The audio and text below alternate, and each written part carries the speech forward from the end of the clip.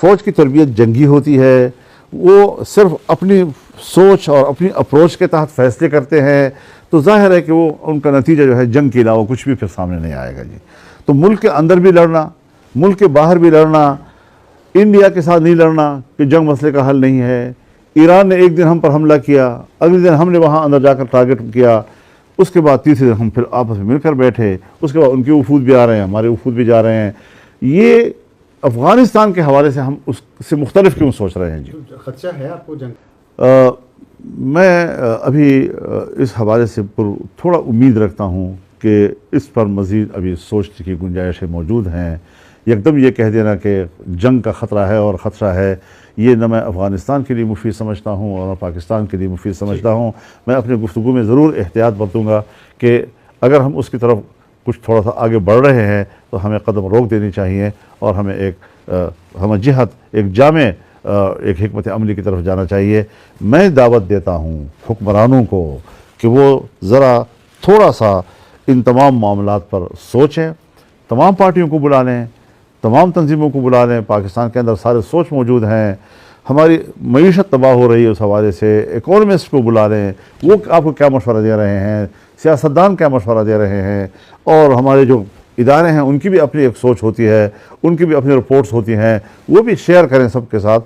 جب تک ہم جامع پالیسی نہیں بنائیں گے، یہ بات غلط ہے افسر صاحب کہ وہاں جی ایچ کیو میں بیٹھ کر ایک ایجنڈا بھی بنا لیا جائے، ایجنڈے کے تحت آپ حکمت عملی بھی طے کر لیں، آپ ان کے نتائج بھی طے کر لیں، اور پھر آ کر آپ ہمیں کہیں کہ جی اب آپ ہمیں سپورٹ کریں تاکہ ایک قومی موقف آئے۔ آپ یکدم سے نتیجے پہ چلے گئے، مگر اس سے پہلے کچھ باتیں کرنا چاہوں گا جی۔ جی ضرور۔ سب سے پہلی بات تو یہ ہے کہ جب ان کیمرہ اجلاس بلایا جاتا ہے تو پھر وہ گفتگو، وہ مباحثہ، وہ مکالمہ، وہ امانت ہوتا ہے۔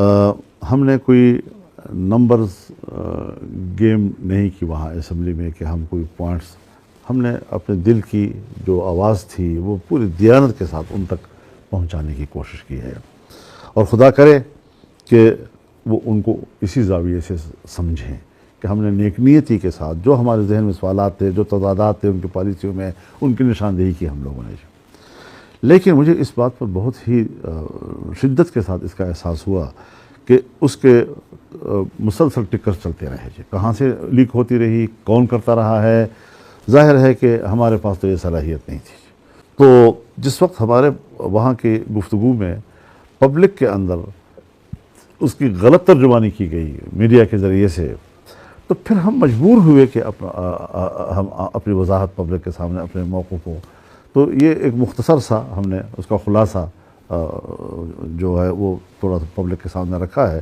حالانکہ میں اس گفتگو کو امانت سمجھتا ہوں، اور کچھ چیزیں جو شاید ہم عام طور پر پبلک میں نہیں کرنا چاہتے، اور وہ ہم نے اس ماحول میں کی ہیں، اور میں اب بھی سمجھتا ہوں کہ بہت سی چیزیں جب تک ایک فریق کہتا ہے کہ معاملات جو ہیں وہ ابھی خفیہ ہونے چاہیے، راز میں رہنے چاہیے، تو دوسرے فریق پر راز میں رکھنا واجب ہو جاتا ہے جی، یہ شرعی مسئلہ ہے۔ تو اس حوالے سے حضرت نہ ہم جنگ کا مشورہ دیں گے، ہم ملک کے اندر امن و امان چاہتے ہیں۔ یہ کیسے ذمہ داری میری نہیں ہے، اور سارا سے بہت آسان بات ہے۔ میں گزارش کرتا ہوں، میں آپ کے لیے بڑا آسان آدمی ہوں، جب چاہیں جہاں چاہیں آپ مجھے پکڑ لیں اور مجھ سے سوالات شروع کر دیں، جبکہ ان سوالات کے ساتھ میرا تعلق نہیں ہے۔ جس سوال کے ساتھ جن کا تعلق ہے وہاں آپ کی رسائی نہیں ہے جی، جن سے آپ نے پوچھنا چاہیے تو میں نے یہی ان سے کہا کہ آپ ایجنڈا بھی لاتے ہیں، حکمت عملی بھی لاتے ہیں، پھر آپ ہمیں کہتے ہیں اس کو سپورٹ کریں۔ ابھی بھی میں نہیں سمجھتا کہ ان کی پوری حکمت عملی سے ہم آگاہ ہیں، لیکن ایک بات بڑی واضح ہے جی کہ حکومت کی ذمہ داری ہے کہ وہ مجھے امن دے، وہ مذاکرات کے ذریعے مجھے امن دیتا ہے۔ مذاکرات کامیاب نہیں ہوتے تو طاقت کا استعمال کرتا ہے، طاقت کے استعمال بھی دنیا میں ہوتے رہتے ہیں، کوئی ایسی بات نہیں ہے کہ نہیں ہوتے جی، لیکن طاقت استعمال ہوئی 2010 سے لے کر آج 2024 تک طاقت ہی استعمال ہوئی ہے، بات چیت بھی استعمال ہوئی ہے، اور نہ بات چیت کا نتیجہ سامنے آ رہا ہے، نہ طاقت کے استعمال کا نتیجہ سامنے آ رہا ہے۔ اس کی وجہ کیا ہے؟ اس میں یہی سمجھنا چاہیے نا کہ کہیں خلا ہے۔ یہ کیا ہے؟ بات یہ ہے بنیادی کہ میرا ایک جنرل کہتا ہے کہ میں نے باڑ لگا دی ہے اور کسی کا باپ بھی نہ ادھر سے جا سکتا ہے نہ ادھر سے آ سکتا ہے۔ پھر دوسرا جنرل صاحب کہتا ہے کہ میں نے باڑ اکھاڑ کے پھینک دیا ہے، فضول قسم کا پاکستان کا خرچہ کیا انہوں نے۔ اب جنہوں نے باڑ لگائی تھی انہی کی دور میں لوگ واپس آئے، جنہوں نے باڑ لگائی انہی کی دور میں لوگ وہاں افغانستان گئے۔ پھر جنہوں نے باڑ اکھاڑ دی ہے اب کہتے ہیں کہ جی وہاں سے لوگ آ رہے ہیں۔ یہ وہاں سے لوگ آنا اور وہاں لوگوں کا جانا وہ بھی ایک جنرل کی نگرانی میں ہو رہا ہے، اور اب ان سے لڑنا بھی ایک جنرل کی نگرانی میں ہو رہا ہے۔ تو ادارے کے اس عمل میں تسلسل کیوں نہیں ہے؟ کل سوچ اور تھی، اور رجیم کی تبدیلی کے ساتھ پالیسی تبدیل ہو جانا، سوچ تبدیل ہو جانا، اور ان کو اس کا مجرم قرار دے دینا۔ اب یہ میرے سے کرنے کا سوال ہے، یہ مجھ سے پوچھنے کا سوال ہے کہ اس کا میں جواب دوں کہ یہ کیوں ہو رہا ہے جی۔ بات بنیادی یہ ہے کہ کہیں خلا تو ہے نا جی، جس خلا کا کوئی فائدہ اٹھا رہا ہے۔ بات اب یہ ہے کہ ایک ہے نظریہ، اگر حقوق کی جنگ ہے، اگر نظریے کی جنگ ہے، اسلام کا مطالبہ ہے، میرا بھی مطالبہ ہے، صوبائی حقوق کا مطالبہ ہے، میرا بھی مطالبہ ہے۔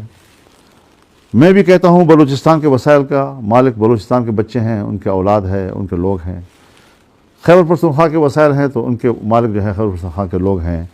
حقوق کی بات ہے، ہم اپنا حق مانگ رہے ہیں، صوبے اپنا حق مانگ رہے ہیں، پنجاب کو بھی حق ہے، سندھ کو بھی حق ہے۔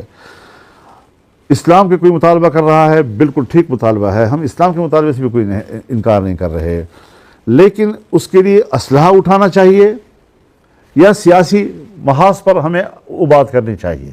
ہمارا نظریہ یہ ہے کہ سیاسی محاذ پہ بات کرنی چاہیے۔ اچھا، اس میں